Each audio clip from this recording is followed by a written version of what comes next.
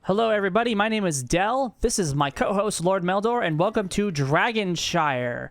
On the right side we have the blue team, Jezusnpals playing the Genji, Russian stuff, Anna, Ebbs the Malthael, Jingle on the Rainer, and Teboriarian on May. On the actual right side, we have Welch's on Mal'Ganis, Capto Greek letters on Vala, Apex on Azmodan, Bombizi on Artanis, and Iginator on Kerosene. Not too bad names this time around, not too bad. No, really not, really not. We already had the Malthael going straight for top lane to do his solo work. He knows what he's doing. Malthael's all about that top lane life. Yep. Okay, so here we are in Dragonshire, and immediately we just have an all-out brawl in the middle. Nobody's super bad off. May is able to immediately go into the Unstoppable and get healed up, although she has to run away. What gave her Unstoppable this early in the game? Did you see that cleanse she had?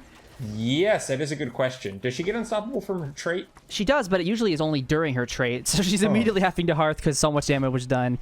Yes, that was an insane fight. So let's go ahead and check out the level 1 talents here. Anything interesting on their end? Artanis is going stack. That's kind of interesting. Okay, and what's Azmodan going with his orb build there? Wrath, basic attack build. The basic attack build. Yeah. That's not one I typically see. Usually people want to go either laning, kill the minions, give extra annihilation stacks, or heroes hits. I've never really seen people do the auto attack one very often. Yeah, that is kind of interesting. Oh, that was a great sleep by Mal'Ganis into the Rainer, but he is going to escape there. Yeah, Rainer always has a lot of self-sustain, is able to heal himself up. I am going to say I am rooting for red team in this because I'm constantly trying to convince Dell that Mal'Ganis is good, and he died. Mal'Ganis is a hero. Listen, I get his playstyle. It's really cool. He's a cool, interesting hero, but he's just not very strong. It takes a lot of coordination to pull him off, and as you can see here, when he goes too deep, he kind of just ends up dying, especially against a hero like May, who can blind him where he gets most of his heals, Yeah, May is much more consistent and survivable than Mal'Ganis. So. Yep. The 1v1 up top is going fairly evenly, funnily enough, but it looks like Malthael is kind of on the lower end of that. He is have to pull back and tap. And you always have to keep in mind that, oh wait, this might be an Azmodan kill if Anna can sleep him. No. There's not really any damage there, unfortunately. You have to keep in mind that if Artanis is at like 25% health, that's more like he's at 50% health with his shield. So. Yes.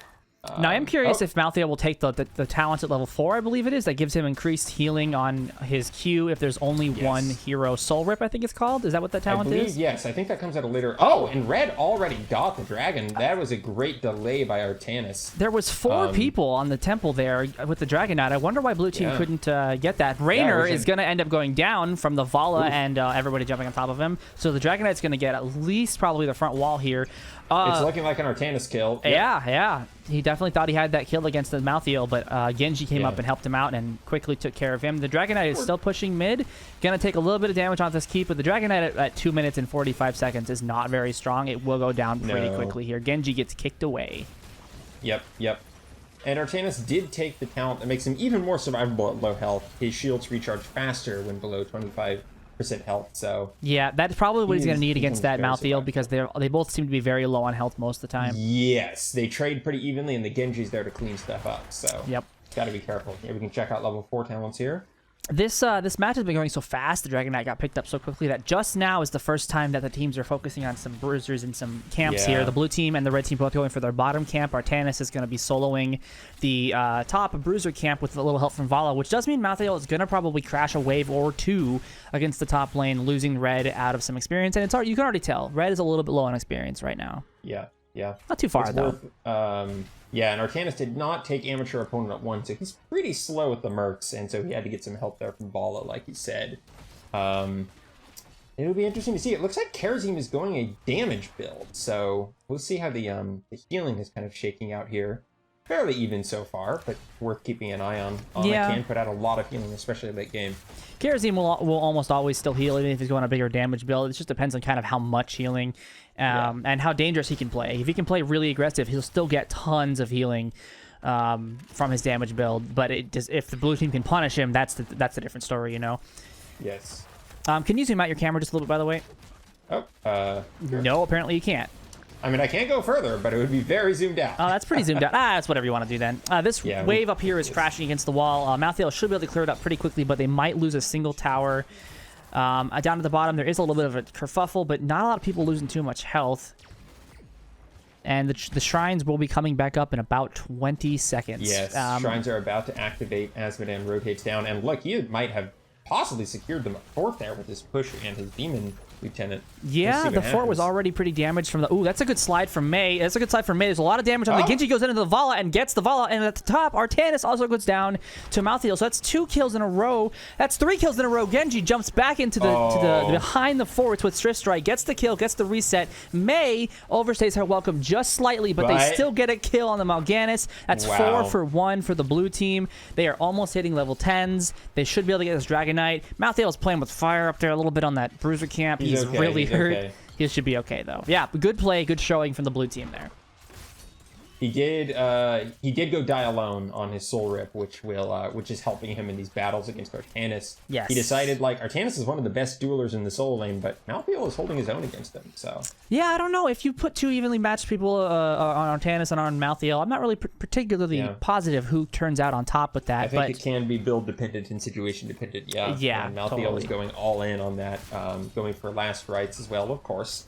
Oh yeah, which will really help him with the single target. Now that there is some circumstances that Tormented Souls can indeed be useful, but he's not really dueling with anybody or the whole team. So the Last Rites is probably the better choice in this particular circumstance. Dragonshire is one of the hardest maps to get full-on 5v5 team fights because if you go all in on 5 to bottom lane, you're so far away from top lane unless you have a global that oftentimes the teams are split through a lot of the game, except when you're actually have the Dragon Knight or defending against it. Yeah, usually you'll see people fight when there's 2 people. Oh, there's a ult out for Carrion Storm out for Mal'Ganis, probably just to stay alive. He's pretty hurt, and there was 4 people there. Genji's kind of harassing him a little bit there. Ana on the back line is being destroyed by Karazine, but she's able to sleep him and run away, and everybody survives. Although there is a kerfuffle in the middle there. Once again, Mal'Ganis is getting pretty hurt. The snowball knocks 3 of the red team into the corner. Oh, wow. Mei is able to freeze 3 of them. Last Rites goes onto the Mal'Ganis and takes him down. Karazine is able to survive with using a 7-sided strike. The blue team has to run, and it actually does escape with only 1 death on the red team. Although, X strike comes in from Genji. The Karazine is able to make it away. Now, Mei is in trouble. She almost got swapped, and she does end up going down anyways, though. That was a pretty wild fight, but it ends up being a 1-for-1. Yeah. This is getting pretty scrappy as the teams are starting to even out. Red is kind of winning on the macro game, though Blue has been having the better fights. So we'll see what happens. Yeah, the only advantage Blue has right now structurally... Red has right now structurally. Sorry, apparently I'm dyslexic and colorblind. Is the fact that Blue's fort is still damaged from that first Dragon Knight, but it was such a weak Dragon Knight. And now Mal'Ganis is going to attempt to try to get this Dragon Knight, but he won't be able to with Genji there. Although Asmodean does show up. And in the top lane, once again, we have the one... Wow! What was Ana doing? She was just caught out, and she goes down. She was completely caught out, yes. And the fight continues. It looks like Artanis is going to lose once again. That should be a kill. The last rights finishing him off. That's a kill. He needs to stop dueling against that Malthael. Malthael really figured that solo lane out. Yeah. That's very important on Dragonshire. Yes, and I do think the Artanis would have probably won that if not for the last rites. Because the shields will just keep on coming back and coming back. Now 2 people have to rotate top to take care of that Malthael. He's doing a very good job. This will stop the blue channel, and there wasn't anyone to grab it anyways for the blue team on the Dragon Knight. And so once again, everything's reset. Yep. Looks like level 13 talents are in for blue. They'll be here soon for red. The little teeny bit of freeze is going to, over the wall, is going to kill the Vala. Wow. The Mei has done a really good job positioning those freezes right in the way of the enemy team. However, this fort in the middle of the blue team will go down. And both teams are going to hit level 13. All right, this time the Malthael may... Oh, that was a bad swap because unfortunately it got Malthael further away from Mal'Ganis, but it looks like this could still be a kill on Malthael if the sleep connects. It does. The laser. And this has to be the end, right? He's still juking and jiving. Never count on Malthael out unless he gets stunned. He gets stunned. He throws out the last rites, but it's not enough. Yep. In the meantime, though, too late. Blue did grab the Dragon Knight, so it's not a complete loss. However, the poor thing already has half health as it marches towards the bottom here, so it will be lucky if it gets this fort down. They are sieging with Rainer's Hyperion, so there is a chance that they can do some more damage here, but Rainer's getting chunked in the background from Asmodan. The Dragon Knight's almost down already. They're gonna have to back up from this, and Genji is in the backline, swift striking and doing a bunch of damage. He's actually gets a kill on Vala, but is he gonna be able to escape? He gets nano boosted, but it doesn't matter. He can't get his deflect up soon enough. The red team collapses on the remaining blue teams. The 7-sided strike comes out onto Ana. She is probably going to go down. She fires her sleep dart the wrong way. Can Asmodan catch her? He yes! can! Woo! The snowball, however, sends Asmodan behind the lines of the blue team and gets a kill there. So in all, it was a 2-for-2 trade. The blue team did not get a fort down, leaving the red team still in favor in terms of structures. Now it looks like the red team is, well, they were rotating towards Mercs, but I guess they're not grabbing them yet. They're kind of being a little indecisive here. Yeah, these team fights have been crazy. So many kills in so many, like, interesting ways. Yeah, just getting thrown out of position, diving in. Both teams are playing very aggressively with their heroes, which is leading to a whole lot of shenanigans. They are, and I've been appreciating the Genji because, you know, there's a fine line when you play Genji of you know, going in and dying for a kill or just going in and getting that kill. And this Genji so far has done a pretty good job. He's gone in twice now hard and gotten a kill once and gotten a kill twice. The only reason he didn't escape last time was because there happened to be like the whole rest of the team there and they chased him down forever. So he's doing pretty good in terms of like Genjis. Yeah. He is playing fairly aggressively, but he has only died once. Ooh, and nice that is good to see on a Genji. Maltheo got the top camp.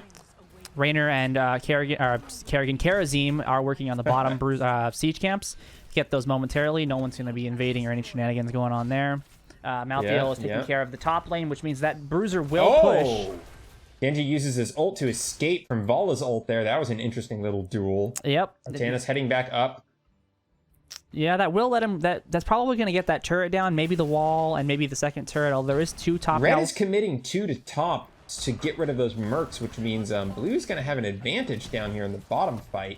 It'll be an interesting start here to see where people commit. Malthael is committing to try to fight here. This is a repeat of last time. Red just their exact same playbook. Did Malthael make a mistake, or is he delaying? We'll see what happens. Ooh, inevitable he took the end. unstoppable talent. Yep. Yes. That will let him escape. But then again, it still does take 2 people to kill the Malthael up top, and that means that the red team is at a disadvantage at the bottom, and it's a 3v4, and they take down Asmodan. And that's just, you know, if you make it out alive as Malthael, even a 2v1 and you almost die, it's still an advantage when your team takes advantage of that at the bottom. Now he just has to hold his own up here. Malthael is doing exactly what he should be doing in the solo lane, which is forcing red to come up to stop him. And nice. And but unfortunately, we praised him too soon. That's how it can go awry. Genji does get the kill onto the Mal'Ganis. He's not able to escape, proving once again that Mal'Ganis is probably the worst tank of all time because he has no CC. A switch strike onto the Karazim. He's able to escape. A little more damage being done. Artanis tries to swap, but it misses. Genji's staying deep. He's getting hurt, and in the middle. Val is chasing out that Ana again. Decided to pull back after the bush. With Ana self-sustained being very low, she needs to be careful with that. Artanis is going in, but he gets isolated. He's really hurt. Genji's trying to finish him off. A Swift Strike will finish him off, and he just went too deep for that.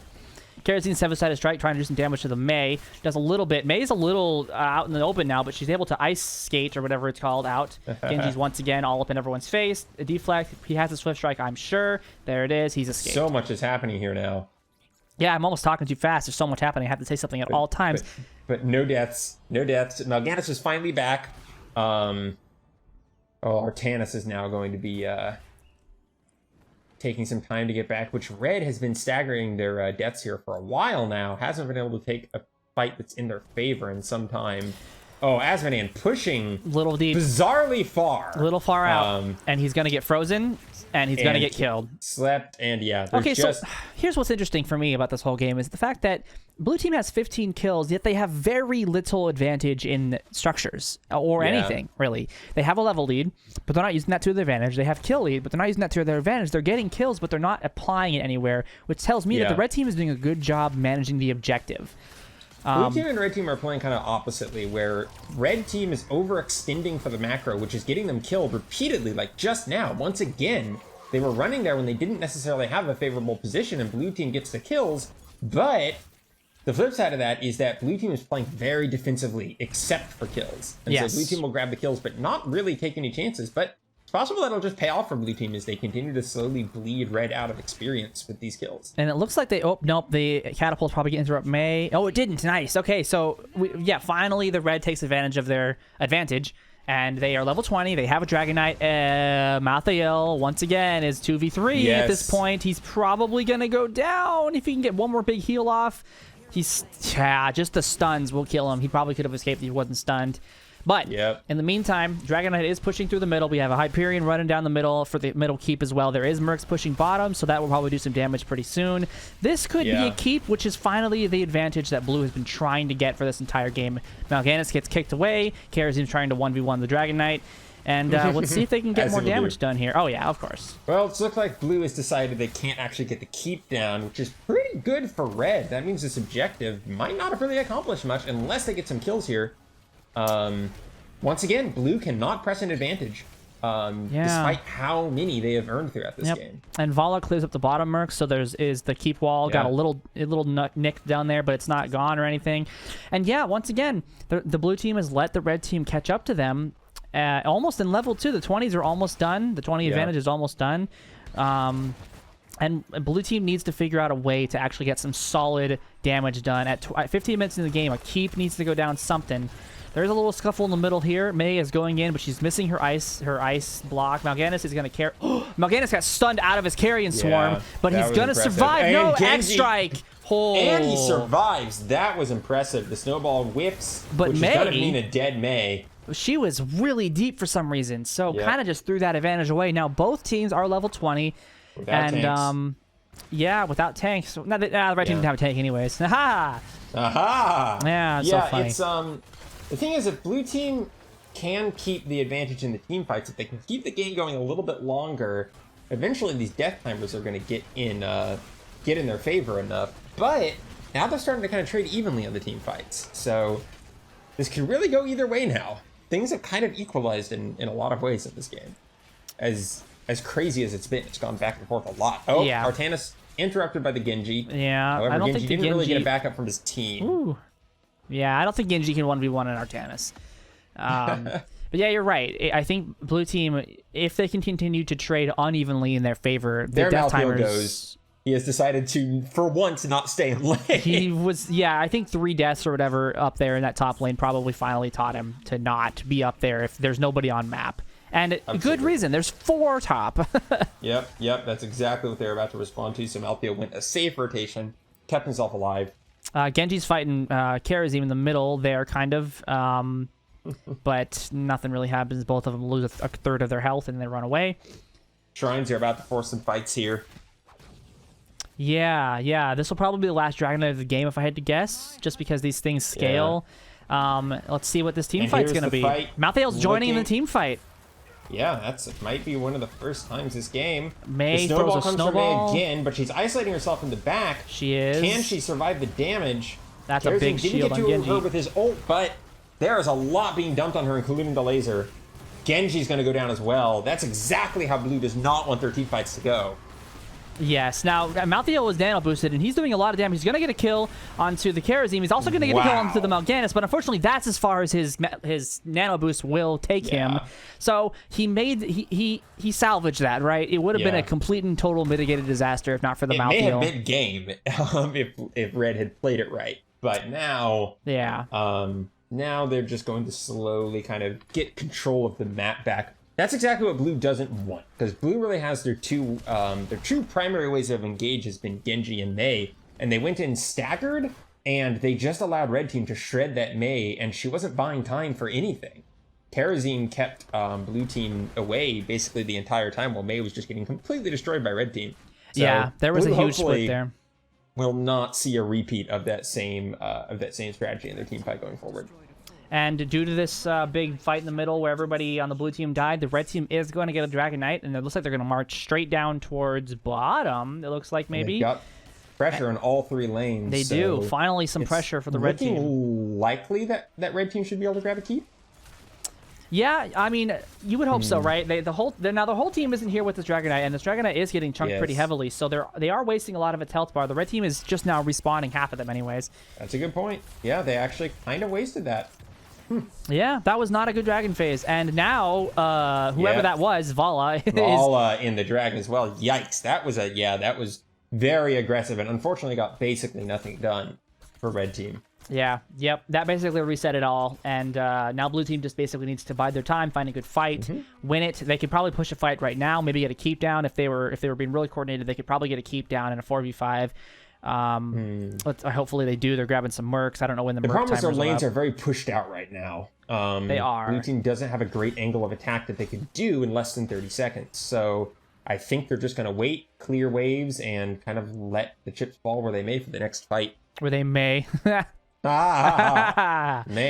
Yeah. Quality humor right there. Thanks, man. Red team goes for the bruiser camp up top. Theirs is up first. They clear it in just a few seconds here.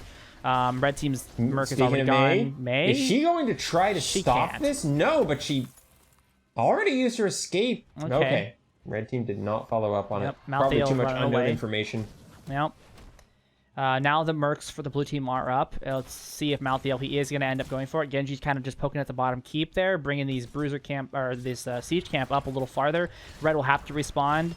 Genji needs to get out of there though. They are 5 collapsing on him right now, but he does have Swift Strike and he is Genji, so he probably will be fine. Yeah, he has a lot of escape. He does. Blue team caps that bruiser camp up top. Malthael will clear the red bruiser. If left alone, that bruiser camp will take down the top forward on the red side. Genji once again facing down the danger. Just scouting here. And blue sees it. They are collapsing, but Malthael is so far away. Can he get here in time for the fight? Should blue be committing to this when they know it's a 4v5? With no hopes of it not being anytime soon. Second Swift Strike, third Swift Strike, 4th Swift Strike, 5th, oh my god, 5th, 6th, 6 Swift Strikes, 7 Swift Strikes, 7 Swift Strikes in a row.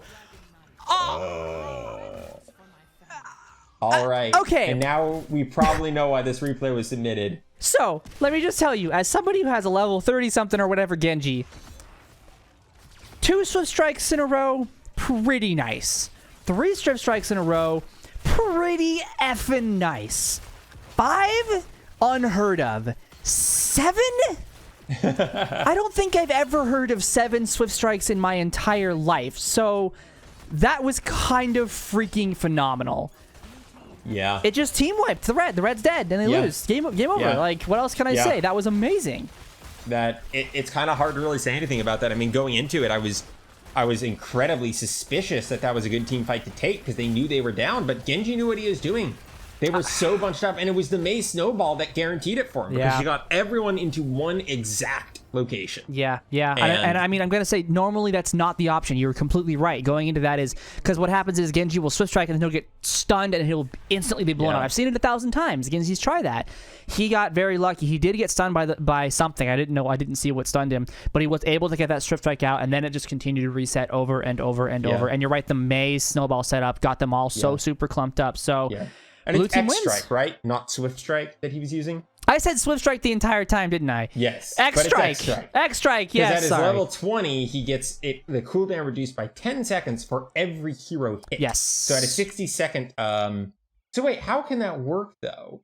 Because he slices 3 times, or twice. It slices twice. Okay, gotcha. Yeah. So he can get the complete cooldown reduction. Well, that's incredible. I think we know probably why that replay stuck in the brain. Yeah. That was amazing. What a moment to end that game. And it was the game-ending moment. Also, Genji getting half the teamfight damage. Yeah, very, very good play by that Genji. And by the way, it was the Genji who submitted this, so good job, man. Doesn't surprise me. Very well done.